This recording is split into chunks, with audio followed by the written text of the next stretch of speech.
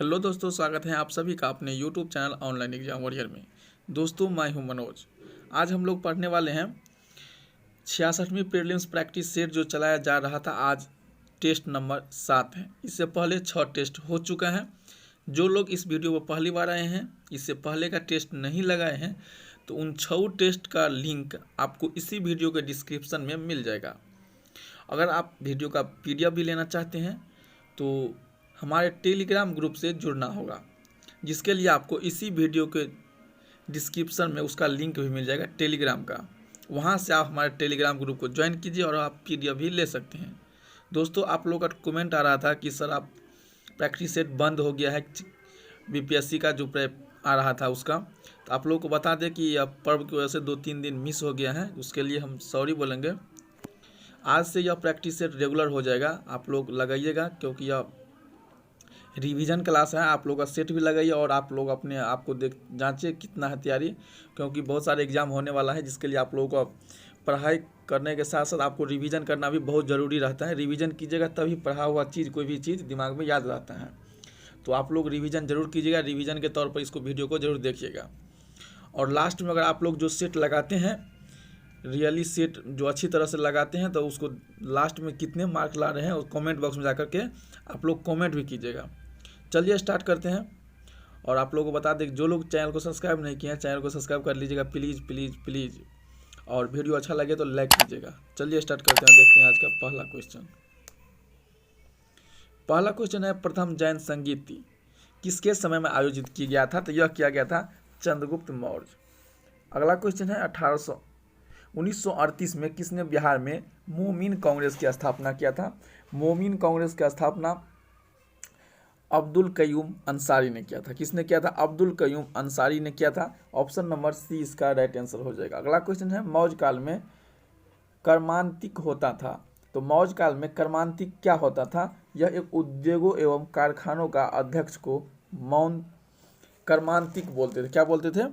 उद्योग एवं कारखानों के अध्यक्ष को मौर्य काल में कर्मांतिक बोलते थे। अगला क्वेश्चन है, 4 नंबर क्वेश्चन है, पाल वंश के किस शासक ने मुंगेर को अपनी राजधानी बनाया था? यह बनाया था देवपाल ने। अगला क्वेश्चन है, बिहार में बाढ़ के कारण कौन सही नहीं है? बिहार में बाढ़ों के कारण में कौन सही नहीं है? तो देखिए, बिहार में हिमालय नदी का प्रभाव, यह सही है। नदियों का द्वारा मार्ग बदलना, यह भी सही है। बिहार में बहुउद्देशीय परियोजना, गलत है। मानसून के समय अधिक वर्षा होना, यह भी सही है। तो कौन सा कारण सही नहीं है? तो आपका ऑप्शन नंबर सी हो जाएगा राइट आंसर। निम्न में से कौन सा युद्ध शेरशाह सूरी से संबंधित नहीं है? तो शेर से सूरी से संबंधित युद्ध चौसा का युद्ध, यह बिल्कुल सही है। 1539 में लड़ा गया था शेरशाह एवं हुमायूं के बीच। सूरजगढ़ की लड़ाई, यह भी हुआ था। यह हुआ था शेरशाह ने बंगाल के शासक महमूद शासक को हराया था। कब हुआ था सूरजगढ़ का युद्ध? यह हुआ था 1536 ईस्वी में। बिलग्राम का युद्ध 1540 ईस्वी में शेरशाह एवं हुमायूं के बीच। लेकिन सामूगढ़ की लड़ाई, यह नहीं हुआ था। सामूगढ़ की लड़ाई के बाद शाहजहां के पुत्रों के बीच एक उत्तराधिकारी का युद्ध था। शाहजहां के पुत्र थे, उनके अपने बीच शासक बनने के लिए लड़ा गया युद्ध था सामूगढ़ का युद्ध। यह हुआ था 1668 ईस्वी में। तो इसका आंसर हो जाएगा ऑप्शन नंबर डी। पृथक बिहार के लिए दिल्ली में शाही दरबार का आयोजन कब किया गया था? तो यह किया गया था 12 दिसंबर 1911 ईस्वी में। कब किया गया था? 12 दिसंबर 1911 ईस्वी में। अगला क्वेश्चन है, बिहार में गठित सोशलिस्ट पार्टी के प्रथम अध्यक्ष कौन थे? प्रथम अध्यक्ष थे आचार्य नरेंद्र देव। अगला क्वेश्चन है, निम्नलिखित में से कौन सा जिला नेपाल के साथ सीमा नहीं बनाता है? तो नेपाल के साथ सीमा नहीं बनाता है। आप लोग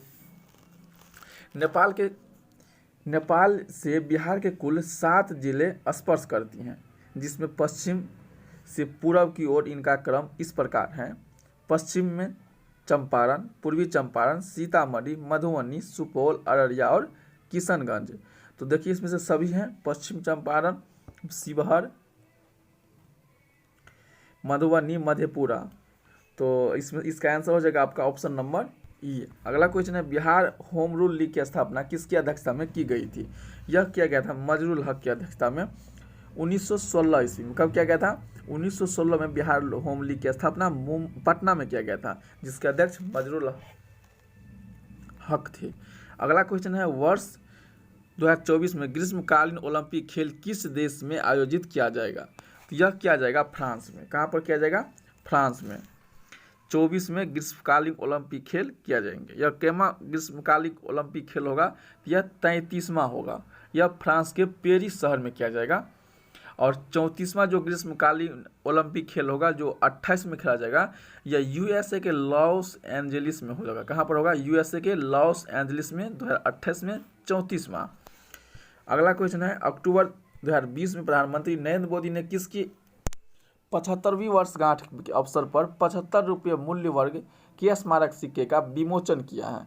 तो यह विमोचन किया गया है खाद्य एवं कृषि संगठन।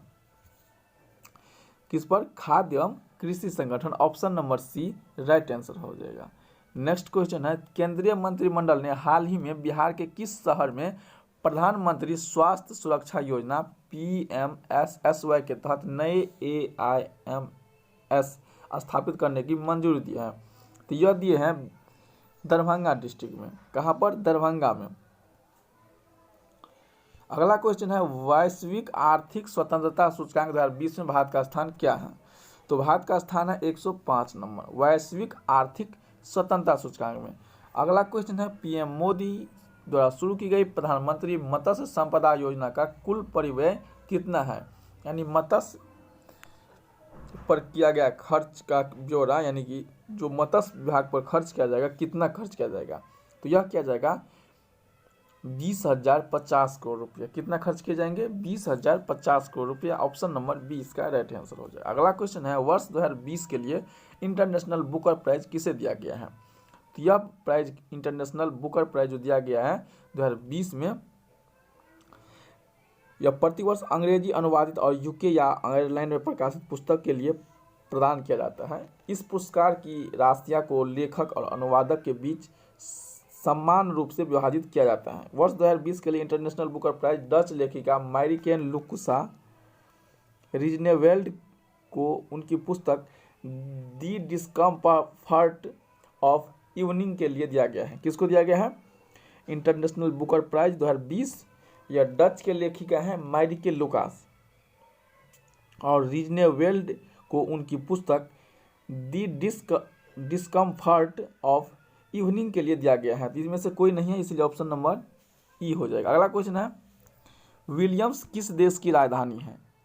विलियम्स, तो यह विलियम्स है, आपका आंसर हो जाएगा लिथुआनिया। कहाँ के है? विलियम्स लिथुआनिया की राजधानी है। अगला क्वेश्चन है, कुपोषण को समाप्त करने के लिए किस माह को देश भर में राष्ट्रीय पोषण माह के रूप में मनाया गया है? तो यह मनाया गया है सितंबर मंथ को। किस मंथ को? सितंबर मंथ को। ऑप्शन नंबर बी हो जाएगा। अगला क्वेश्चन है, 5 से 26 सितंबर 2020 तक रूस में आयोजित होने वाली किस बहुपक्षीय सैन्य अभ्यास से भारत ने अपनी भागीदारी वापस ले ली है? तो यह ले ली है कावकाज 2020। किसने ले लिया है? कावकाज 2020। देखिए, न्यूजीलैंड के वित्तीय क्षेत्र के लिए जलवायु जोखिम रिपोर्टिंग का अनिवार्य दुनिया का पहला देश बन गया है। कौन बन गया है? दुनिया का पहला देश।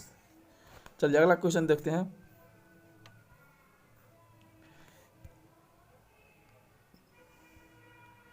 उन्नीस नंबर नहीं, ये 20 नंबर क्वेश्चन है, मिसप्रिंट हो गया है बुक में। कौन सा देश वित्तीय क्षेत्र के लिए जलवायु जोखिम रिपोर्ट को अनिवार्य बनाने वाला दुनिया का पहला देश बन गया है? तो यह बन गया है ऑस्ट्रेलिया। कौन सा देश बन गया है? ऑस्ट्रेलिया। अगला क्वेश्चन है, विश्व की सबसे बड़ी मल्टी स्टेज कालेश्वरम लिफ्ट सिंचाई परियोजना किस नदी पर स्थित है? यह स्थित है गोदावरी नदी पर। कहाँ पर? गोदावरी नदी पर। यह कहाँ पर है? गोदावरी नदी, तेलंगाना के। यह मल्टी स्टेज का कालेश्वर लिफ्ट सिंचाई परियोजना, तो यह बनाया गया है तेलंगाना में, गोदावरी नदी पर। अगला क्वेश्चन है, विश्व खुशहाली रिपोर्ट 2020 के संबंध में निम्नलिखित में से कौन सा एक असत्य है? यह विश्व आर्थिक मंच द्वारा जारी किया जाता है, यह गलत है। यह सूचकांक में प्रथम स्थान फिनलैंड प्राप्त हुआ, यह सही है। इस सूची में भारत का स्थान 144 है, ठीक है। वर्ष 2019 में इस सूची में भारत का स्थान 140 था, ठीक है। विश्व खुशहाली रिपोर्ट, तो देखिए इसका सतत विकास समाधान नेटवर्क ने वैश्विक खुशहाली रिपोर्ट जारी किए हैं। किसने किया है? सतत विकास समाधान नेटवर्क यानी sustainable development solution network SDSN के द्वारा यह जारी किया था यह, इसीलिए ऑप्शन नंबर ए गलत था। तो ऑप्शन नंबर ए सही आंसर हो गया। अगला क्वेश्चन है, परवालों के संरक्षण के लिए किस देश ने हानिकारक सनस्क्रीन पर प्रतिबंध लगा दिया है? तो यह लगा दिया है पलाऊ ने। किसने लगा दिया है? पलाऊ ने। अगला क्वेश्चन है 24 नंबर क्वेश्चन है, हाल ही में किस राज्य सरकार ने मुख्यमंत्री महिला उत्कर्ष योजना शुरू किया गया है? तो यह किया गया है गुजरात सरकार के द्वारा। किसके द्वारा? गुजरात सरकार के द्वारा। अगला क्वेश्चन है, पुस्तक the free voice on democracy culture and the nation के लेखक कौन है? तो ये है रवीश कुमार। कौन है? रवीश कुमार। अगला क्वेश्चन है 26 नंबर क्वेश्चन है, लॉरियस वर्ल्ड स्पोर्ट अवार्ड 2020 में किसे sports man of the year चुना गया है? यह चुना गया है फरवरी 2020 में जारी लॉरियस वर्ल्ड स्पोर्ट्स अवार्ड में लियोन मेसी फुटबॉल तथा लुइस हैमिल्टन ड्राइवर को चुना गया है। तो इनमें से कोई ऑप्शन में नहीं दिया गया है लुइस हैमिल्टन और लियोन मेसी को। लियोन मेसी और लुइस हैमिल्टन दोनों को दिया गया है, सॉरी जो दोनों को दिया गया है, इसीलिए ऑप्शन नंबर ई इसका हो जाएगा, क्योंकि एक से अधिक होता है तो ऑप्शन ई हो जाता है आंसर। अगला क्वेश्चन, वर्ष 2020 में 21 मार्च को मनाए गए विश्व वन दिवस का थीम क्या था? तो विश्व वन दिवस का थीम था वन और जैव विविधता। क्या था? वन और जैव विविधता। ऑप्शन नंबर सी एवं राइट आंसर हो जाएगा। अगला क्वेश्चन है, कार्मिक लोक शिकायत एवं पेंशन मंत्रालय द्वारा जारी सुशासन सूचकांक में बड़े राज्यों की सूची में किस राज्य को प्रथम स्थान प्राप्त हुआ है? तो यह हुआ है 28 का तमिलनाडु को। अगला क्वेश्चन है, हाल ही में इसरो ने SSLV small satellite launch vehicle के लिए दूसरा लॉन्च पोर्ट किस राज्य में स्थापित करने की घोषणा की है? तो यह किया गया है तमिलनाडु में। कहाँ पर? तमिलनाडु में। अगला क्वेश्चन है, विश्व सतत विकास शिखर सम्मेलन 2020 का आयोजन कहाँ किया गया है? तो यह किया गया है नई दिल्ली में। अगला क्वेश्चन है, संयुक्त राष्ट्र पर्यावरण कार्यक्रम द्वारा निम्न में से किसे भारत के लिए क्षेत्रीय राजदूत के रूप में नियुक्त किया गया है? तो यह किया गया है खुशी चिंदलिया को। किसको किया गया है? खुशी चिंदलिया को। अगला क्वेश्चन है, निम्नलिखित में से कौन सा देश क्वाड का सदस्य नहीं है? तो क्वाड में कुल 4 सदस्य देश शामिल हैं। उपयुक्त में से क्वाड के सदस्य देश हैं जैसे भारत, अमेरिका, जापान और ऑस्ट्रेलिया। यह चारों देश क्वाड का सदस्य हैं, इसीलिए ऑप्शन नंबर ई इसका राइट आंसर हो जाएगा। क्या आंसर हो जाएगा? राइट, ई नंबर। अगला क्वेश्चन है, दिसंबर 2019 में दादर नागर हवेली और दमन द्वीप को विलय हेतु संसद में विधेयक पारित किया गया। इस संबंध में कथन पर विचार कीजिए। तो देखिए, दादर नगर हवेली एवं दमन द्वीप अनुच्छेद 240(2) के तहत एक केंद्र शासित प्रदेश बने हैं। देश में केंद्र शासित प्रदेशों की संख्या अब 8 हो गई है और इनकी राजधानी अब दमन है और इनका उच्च न्यायालय बॉम्बे उच्च न्यायालय है। चारों कथन सही हैं, इसीलिए हमारा आंसर ऑप्शन नंबर ई हो जाएगा। अगला क्वेश्चन है, बजट 2020-21 के तहत किस वर्ष तक भारतीय अर्थव्यवस्था को $5 ट्रिलियन बनाने का लक्ष्य रखा गया है? तो यह $5 ट्रिलियन बनाने का लक्ष्य 2025 तक है। कब तक है? 2025 तक है। अगला क्वेश्चन है, किस देश ने अपना पहला मंगल मिशन लॉन्च किया है जिसका नाम होप मार्स मिशन रखा गया है? तो यह होप मार्स मिशन UAE का है। कहाँ का है? UAE देश ने अपना मंगल मिशन का नाम होप मार्स मिशन रखा है। अगला क्वेश्चन है, फरवरी 2020 में 15वें वित्त आयोग ने वित्त वर्ष 2020-21 के लिए अपनी रिपोर्ट प्रस्तुत की है। इस रिपोर्ट के संबंध में निम्नलिखित में से कौन सा कथन सत्य नहीं है? तो देखिए, 15वें वित्त आयोग द्वारा राज्यों के हिस्सों की गणना के लिए केवल 2011 की जनगणना के आंकड़ों का प्रयोग किया गया है। तो इसका आंसर हो जाएगा ऑप्शन नंबर बी। राज्यों के हिस्सों की जनगणना 15वें वित्त आयोग द्वारा 1971 से 2011 की जनगणना के आंकड़ों का प्रयोग किया गया है। यह सही है। तो 21 लेकर 11 की जनगणना आंकड़ों का प्रयोग किया गया है, तो यह आंसर आपका सही हो जाएगा। क्यों? क्योंकि यह जो किया गया है यह 71 से लेकर 11 तक की नहीं बल्कि 2011 की केवल उसको गणना किए हैं। तो ऑप्शन नंबर बी गलत है, इसीलिए राइट आंसर हो जाएगा। अगला क्वेश्चन है, संयुक्त राष्ट्र में भारत के अस्थायी प्रतिनिधि के रूप में किसे नियुक्त किया गया है? तो यह नियुक्त किया गया है इंद्रमणि पांडे को। इंद्रमणि पांडे को संयुक्त राष्ट्र में भारत के अस्थायी प्रतिनिधित्व के रूप में नियुक्त किया गया है।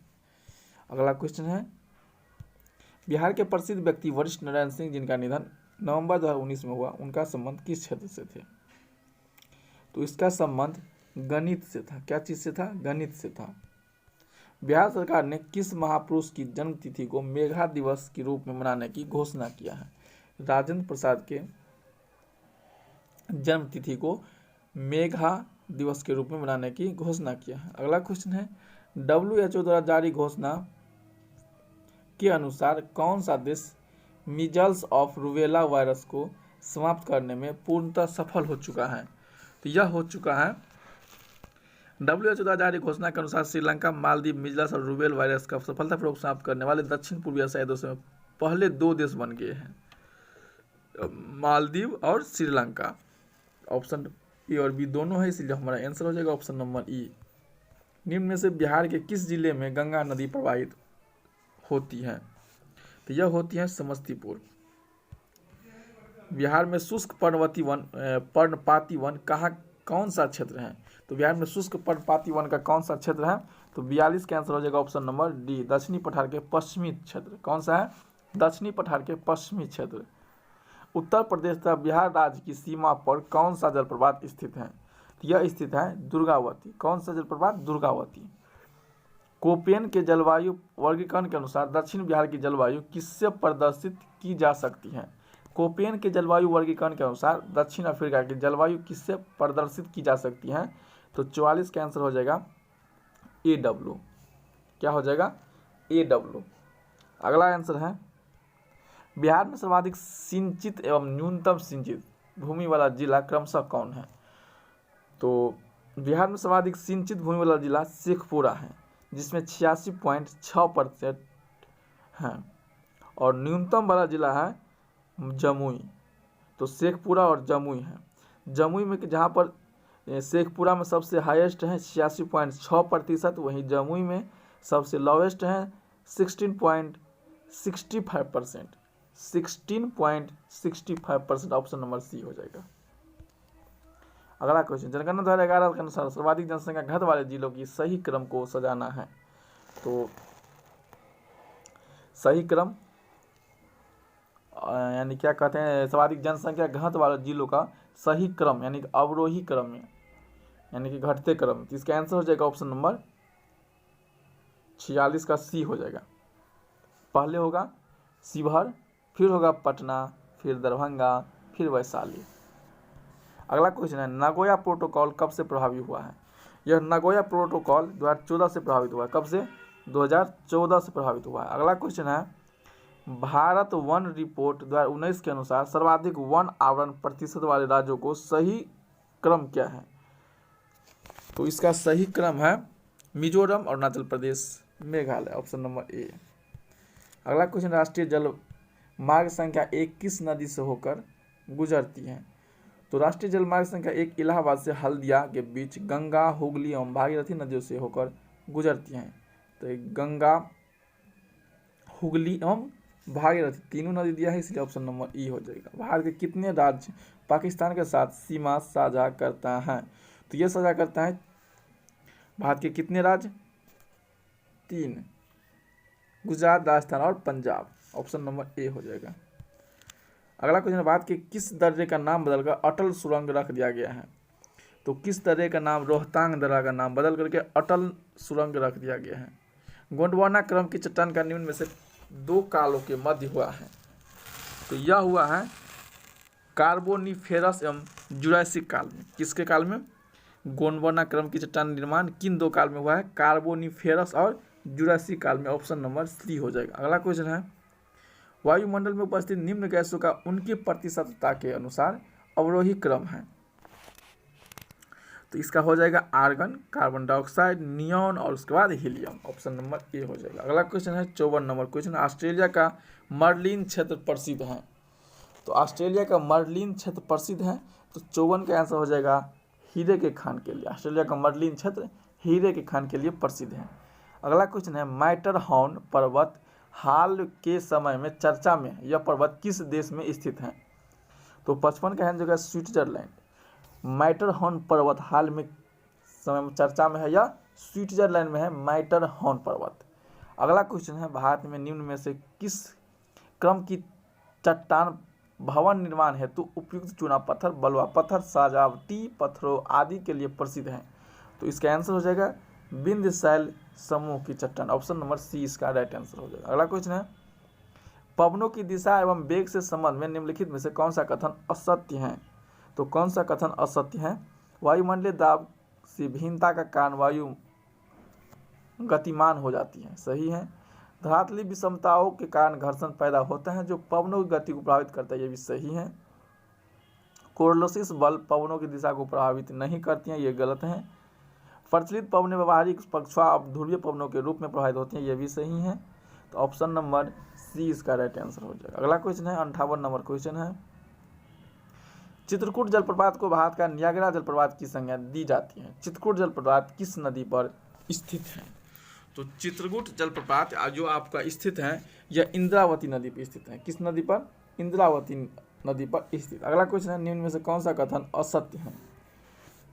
तो देखिए, मौलिंग नेशनल पार्क अरुणाचल प्रदेश सही है, इंटांगी नागालैंड सही है, मुरलेन मिजोरम सही है, बलफक्रम नेशनल पार्क मेघालय सही है, इसीलिए ऑप्शन नंबर ई सही हो जाएगा। दक्षिण भारत की सर्वोच्च शिखर अनायमुदी की ऊंचाई कितनी है? तो दक्षिण भारत की सर्वोच्च चोटी अनायमुदी की जो ऊंचाई है 2696 मीटर। कितना है? 2696 मीटर। अगला क्वेश्चन है, राष्ट्रीय खाद्य सुरक्षा अधिनियम किस वर्ष लागू हुआ? तो राष्ट्रीय खाद्य सुरक्षा अधिनियम ऑप्शन नंबर सी आंसर हो जाएगा 2013 में। अगला है, भारत में योजना अवकाश की अवधि मानी जाती है? तो यह मानी जाती है 62 में है, 66 से 69 और 90 से 92 को योजना अवधि माना जाता है। तो ऑप्शन नंबर ई हो जाएगा, क्योंकि 2 बार 66 से 69 और 90 से 92 के बीच माना गया है। अगला, आधारभूत उद्योग के अंतर्गत निम्नांकित में से कौन शामिल नहीं है? तो इसका आंसर हो जाएगा ऑप्शन नंबर ई। ऑप्शन नंबर ई इसीलिए होगा, औद्योगिकरण के कुछ विशेष उद्योग की उपस्थिति आवश्यक है। जिन आधारभूत उद्योग का कोर उद्योग कहा जाता है, वर्तमान में 8 उद्योग इसके अंतर्गत आते हैं, जैसे विद्युत, इस्पात, कोयला, तेल शोधक उत्पादन, कच्चा तेल, प्राकृतिक गैस, सीमेंट, उर्वरक, जिनमें से आपको कोयला और तेल शोधक भी दिया गया है, उर्वरक भी दिया गया है, इसीलिए ऑप्शन नंबर ई राइट हो जाएगा। आर्थिक समीक्षा वित्त मंत्रालय के किस विभाग के द्वारा जारी किया जाता है? तो यह जारी किया जाता है आर्थिक कार्य विभाग के द्वारा। आर्थिक समीक्षा वित्त मंत्रालय के किस विभाग के द्वारा जारी किया जाता है? आर्थिक कार्य विभाग के द्वारा। अगला क्वेश्चन है, समावेशी विकास सूचकांक निम्नलिखित में से किसके द्वारा जारी किया जाता है? तो यह जारी किया जाता है विश्व आर्थिक मंच के द्वारा। समावेशी विकास सूचकांक आर्थिक मंच यानी विश्व आर्थिक मंच के द्वारा जारी किया जाता है। अगला क्वेश्चन है, केंद्रीय बैंक द्वारा रेपो दर में वृद्धि की जाती है तो क्या होता है?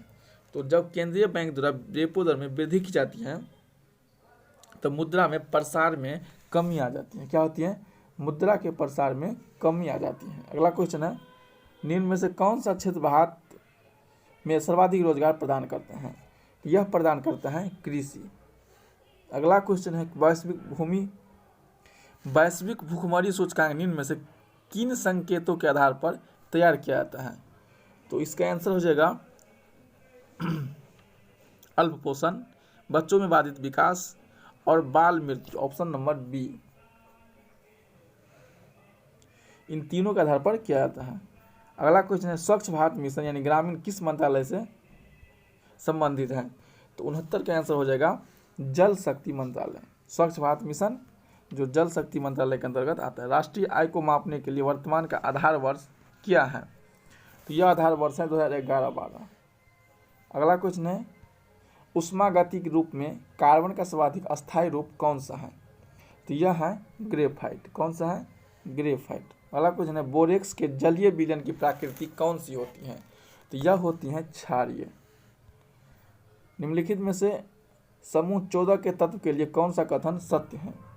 इसका हो जाएगा ये +2N+4 ऑक्सीकरण प्रदर्शित करते हैं। Option number C. वाष्पन की क्रिया निम्न में से किस पर निर्भर नहीं करता है? तो यह नहीं करता है आयतन पर। वाष्पन की क्रिया आयतन पर निर्भर नहीं करता है।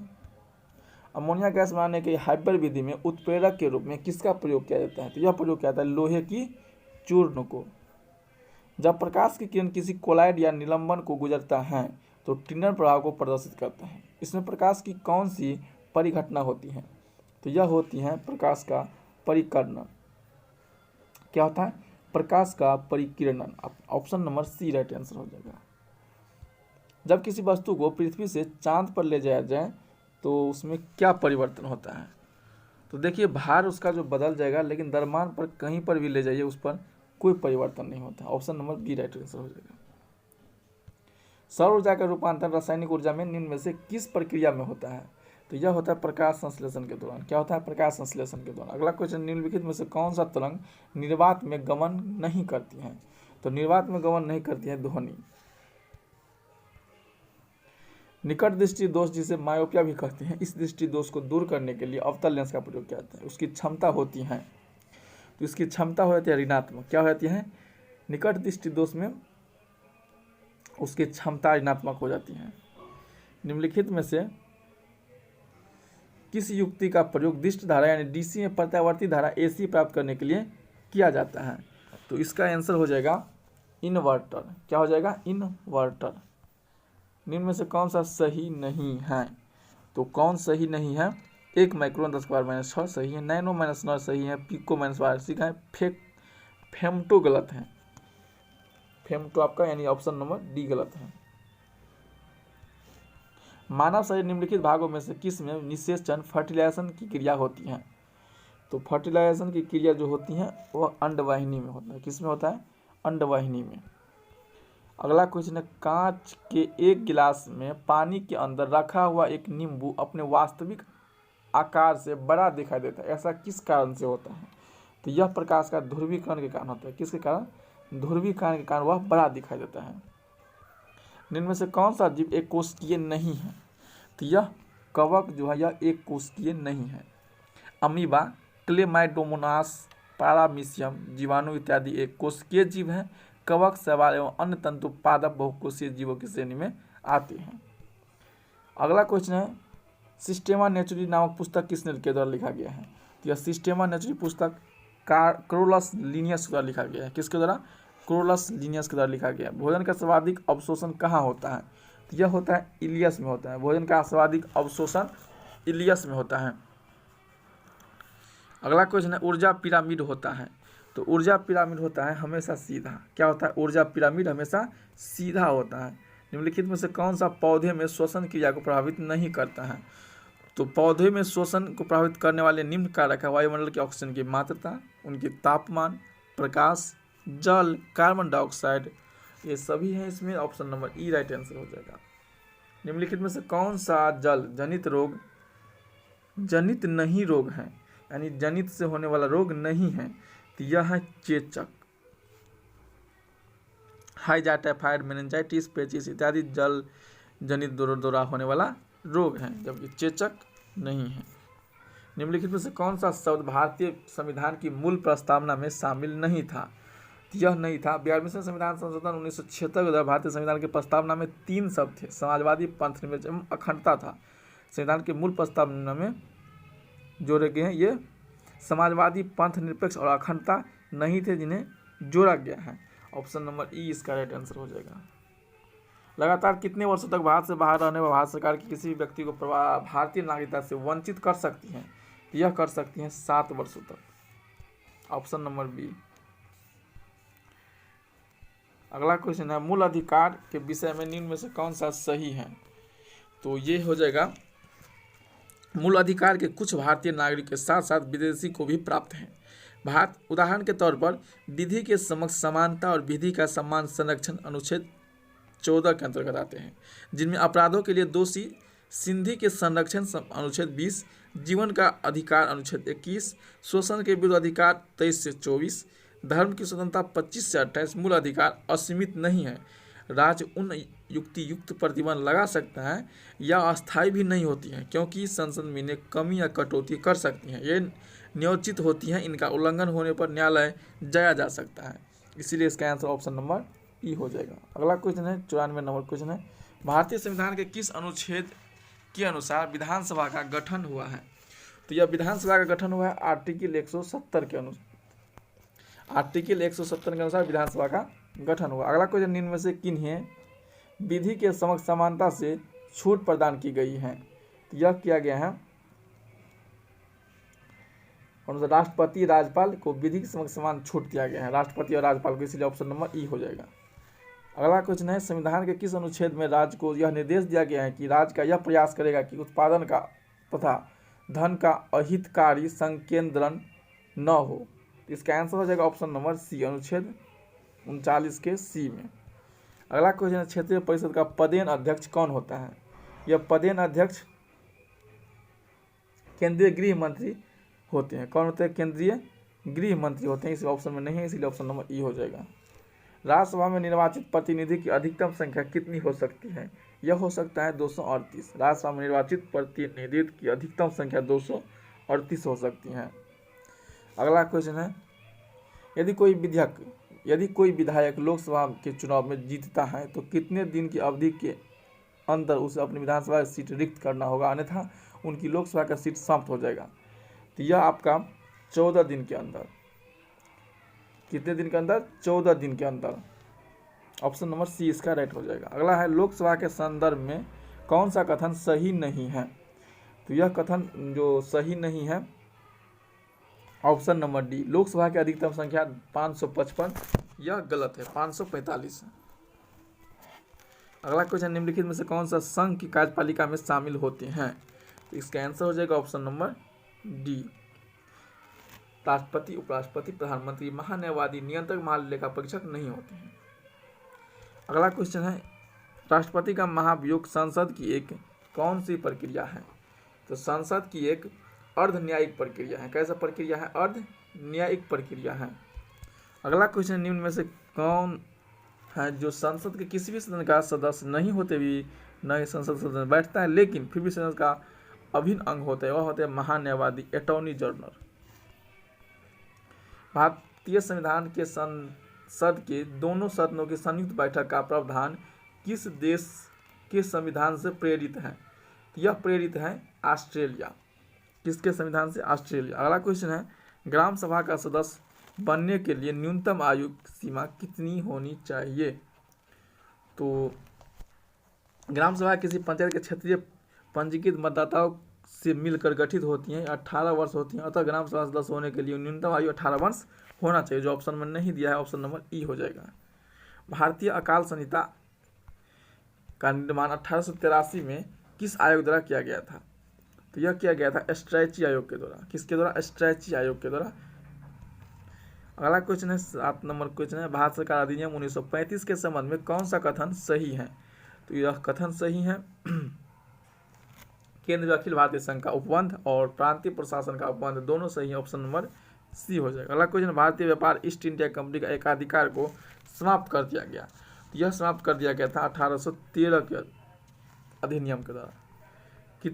किसने भारत के विभाजन के लिए विकल्प में माउंट बेटन को सुझाव दिया था कि जिन्ना को सरकार बनने के लिए आमंत्रित करे? तो यह दिया गया था महात्मा गांधी के द्वारा। अगला क्वेश्चन है, अखिल भारतीय ट्रेड यूनियन कांग्रेस एटक के पहले अधिवेशन की अध्यक्षता किसने किया था? तो 1920 में गठित अखिल भारतीय ट्रेड यूनियन कांग्रेस की पहले अधिवेशन की अध्यक्षता लाला लाजपत राय ने किया था। किसने किया था? लाला लाजपत राय ने, इसीलिए ऑप्शन नंबर ई इसका सही हो जाएगा। अगला क्वेश्चन है, वामपंथी विचारों पर आधारित फॉरवर्ड ब्लॉक की स्थापना कब हुआ था? तो फॉरवर्ड ब्लॉक की स्थापना 1939 में हुआ था। अगला क्वेश्चन है, निम्नलिखित पार्टियों में किसने भारत छोड़ो आंदोलन 1942 का समर्थन नहीं किया था? तो भारत छोड़ो आंदोलन 1942 को हिंदू महासभा, मुस्लिम लीग और कम्युनिस्ट पार्टी ऑफ इंडिया समर्थन नहीं दिया था। तो ऑप्शन नंबर ई इसका राइट आंसर हो जाएगा। बटलर कमेटी का उद्देश्य क्या था? बटलर कमेटी आया था कब? 1927 में। इसका उद्देश्य था सरकार द्वारा देशी राज्यों का संबंध में संबंधों का सुधारना, भारत सरकार एवं देशी राज्यों के संबंध में संबंध को सुधारना। भगत सिंह एवं बटुकेश्वर दत्त ने केंद्रीय विधानसभा में किसके विरोध में बम फेंका था? तो यह बम फेंका था भगत सिंह और बटुकेश्वर दत्त ने 8 अप्रैल को 1929 में पब्लिक सेफ्टी बिल तथा ट्रेड यूनियन बिल के विरोध में विधानसभा में बम फेंका था। पब्लिक सेफ्टी बिल एवं ट्रेड डिस्प्यूट बिल, यानी ऑप्शन नंबर ई हो जाएगा क्योंकि दोनों ऑप्शन में है। पुनः समझौता किस उद्देश्य से किया गया था? तो यह किया गया था दलित वर्ग को प्रतिनिधि देने के लिए। अगला क्वेश्चन है बंदी जीवन किसकी कृति है? तो बंदी जीवन कृति है सचिंद्र नाथ सन्याल की। अगला क्वेश्चन है 1923 में गठित स्वराज पार्टी के महासचिव कौन थे? मोतीलाल नेहरू। अगला क्वेश्चन है त्रिपुरा संकट के बाद कांग्रेस का अध्यक्ष किसे चुना गया था? यह चुना गया था राजेंद्र प्रसाद को। अगला क्वेश्चन है 1930 के दशक में बिहार में किसने किसान आंदोलन का सक्रिय बना? तो यह बना था स्वामी सहजानंद ने। अगला क्वेश्चन है बंगाल विभाजन के समय वायसराय कौन था? तो यह था लॉर्ड कर्जन। इनकलाब जिंदाबाद का नारा किसने दिया था? भगत सिंह ने। अगला क्वेश्चन है लीडर समाचार पत्र किसने शुरू किया था? तो यह शुरू किया था मदन मोहन मालवीय ने। अगला क्वेश्चन है पुणे सार्वजनिक सभा की स्थापना कब हुआ था? तो यह हुआ था 1870 में। अगला क्वेश्चन है वर्ष 1928 में कांग्रेस नेताओं की एक समिति ने भारत के लिए एक संविधान का मसौदा तैयार किया। इस समिति की अध्यक्षता किसने की थी? तो 124 का हो जाएगा option number C, Motilal Nehru ने। संथाल विद्रोह के विद्रोहियों ने किस अंग्रेजी कमांडर को हराया था? तो यह हराया था मेजर बारो को। निम्नलिखित में से कहाँ से प्राचीनतम व स्थायी जीवन के प्रमाण मिले हैं? तो यह मिले हैं मेहरगढ़ से। अगला क्वेश्चन है हड़प्पा सभ्यता के किस धातु की प्राप्ति नहीं हुई है? तो हड़प्पा सभ्यता से किस धातु की प्राप्ति नहीं हुई है? वह लोहा से नहीं हुई है और सब चीज़ से मिल गया है। निम्नलिखित में से किसने 1904 में क्रांतिकारियों की एक गुप्त संस्था सोसाइटी अभिनव भारत की स्थापना किया था? तो यह किया था आपको बी.डी. सावरकर ने। अगला क्वेश्चन है सिंधु घाटी सभ्यता के टेराकोटा मोहरों पर कौन सी कलाकृति नहीं मिली है? तो यह नहीं मिली है गाय की। अगला क्वेश्चन है बौद्ध एवं जैन धर्म किस विषय का समानता थे? तो जैन में बौद्ध में कर्म मोक्ष पुनर्जन्म के विषय में समानता थे। कर्म, पुनर्जन्म और मोक्ष पर तीनों ऑप्शन में है, इसलिए ऑप्शन नंबर ई हो जाएगा। मनुष्य ने सबसे पहले किस धातु का इस्तेमाल औजार के रूप में किया था? तो वो किया था तांबा का। अगला क्वेश्चन है राग गोविंद की रचना किसने किया था?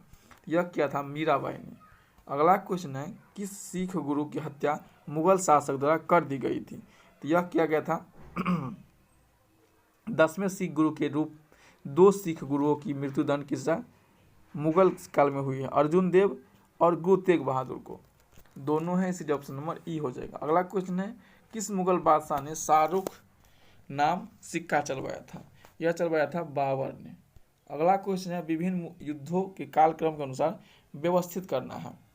इसका हो जाएगा ऑप्शन नंबर ए, खानवा का युद्ध 1527, घाघरा का युद्ध 1529, चौसा का युद्ध 1539 और सामूगढ़ का युद्ध 1668।